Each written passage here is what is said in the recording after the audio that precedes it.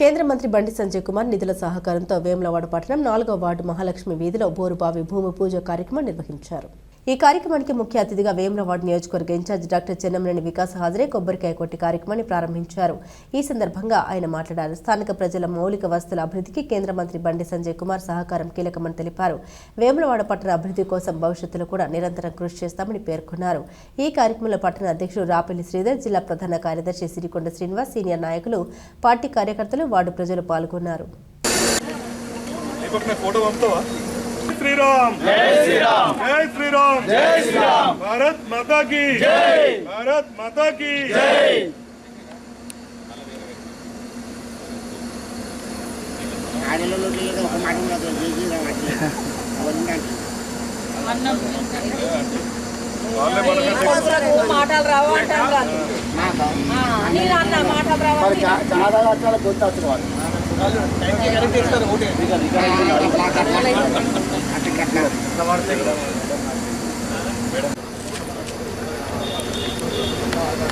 కూడా water plant కూడా ఇక్కడ పెట్టించే అవకాశం ఉంటుంది.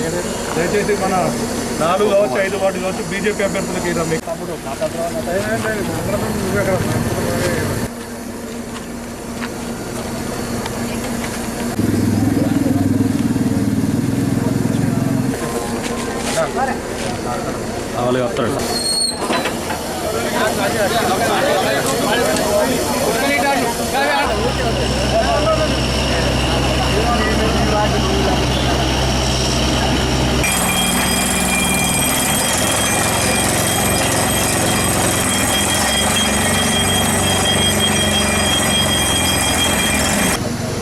ఈరోజు వేములవాడలో కేంద్ర మంత్రి గారు మన ఎంపీ ల్యాండ్స్ నుంచి దాదాపు 12 బోర్లు శాంక్షన్ చేయడం జరిగింది. ఈరోజు 2 బోర్ బండ్లు రావడం జరిగింది. ఇక్కడ 4వ వార్డులోని మహాలక్ష్మి వీధిలో ఈ వార్డు ప్రజల అవసరాన్ని మా దృష్టికి తీసుకొచ్చిన రేగుల రాజకుమార్ గారి ఆధ్వర్యంలో ఈరోజు భూమి పూజ చేయడం జరిగింది. అలాగే 28వ వార్డులో కూడా ఇప్పుడే భూమి పూజ చేసుకొని రావడం జరిగింది. అలాగే ఈరోజే 8వ వార్డులో, 22వ వార్డులో ఈరోజు 4, రేపు 4 బోర్లు కూడా కేంద్ర మంత్రి బండి సంజయ్ గారి నిధులతోటి వారి సహాయార్థం వేయడం జరుగుతుంది. మరి ఒకటే వేములవాడ పట్టణ ప్రజలు నేను కోరుకునేది, ఎప్పుడైతే ఎలక్షన్ వస్తున్నాయో అప్పుడే ఆర్భాటాలు చేసుడు కాదు. ఇప్పుడు మన వేములవాడ పరిస్థితులు అన్నింటినీ కూడా మీరు గమనిస్తున్నారు. దయచేసి ఇంతకుముందు కూడా ఒకసారి బీజేపీకి అవకాశం ఇచ్చారు మున్సిపల్ చైర్మన్గా. అప్పుడు పెట్టిన ఎంప్లాయీసే మున్సిపల్లో ఇంతవరకు కూడా ఎలాంటి ఎంప్లాయీస్ కూడా పెట్టకుండా పాపం ఆ మున్సిపల్ ఉన్న ఎంప్లాయీస్ని ఇబ్బంది పెడుతున్న పరిస్థితులు కూడా మీరు చూస్తున్నారు. దీని పరిస్థితి ఒక్కొక్క వార్డులలో శానిటేషన్ పరిస్థితి, ఏదో వార్డు విభజనలు జరిగినాయి. తిప్పపురం వేములవాడ కలిసి ఉన్నంత మాత్రాన కౌన్సిలర్లు ఉన్నప్పటికన్నా ఇప్పుడు కూడా కమిషనరు సుభాష్ గారు కూడా ఎలాంటి శానిటేషన్ చేయలేని పరిస్థితి. అలాంటి పరిస్థితుల్లో మన వ్యవస్థ నడుస్తుంది వేములవాడలో. ప్రజలందరూ కూడా గ్రహించాలి. మీరు దేశం కోసం, ధర్మం కోసం నిలబడాల్సిన అవసరం ఇది. మేము ఏదైతే ప్రొద్దున లేస్తే దైవాన్ని మొక్కుతాం, గుళ్ళు తిరుగుతాం, కానీ మేము ఎట్లయితే అటు వేస్తాం అనేది కాదు. ఇప్పుడు మీరు ఎవరైనా డబ్బులు ఇచ్చినా తీసుకొని డబ్బులతో వస్తున్నారు చాలామంది.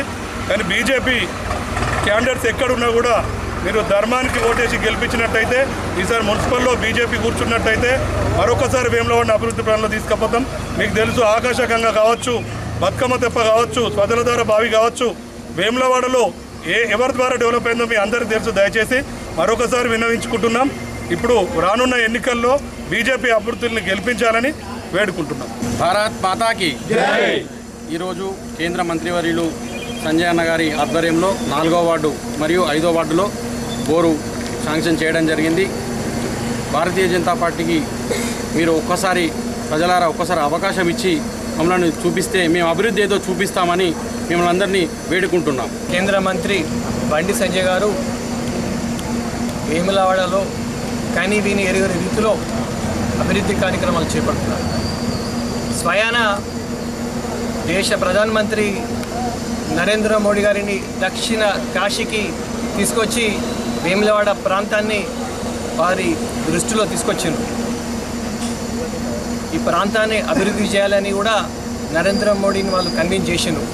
దక్షిణ కాశీ ఒక ఆధ్యాత్మిక క్షేత్రం. దీన్ని అభివృద్ధి చేయడానికి మరి బీజేపీ గవర్నమెంట్ ఎంతో కృషి చేస్తుంది.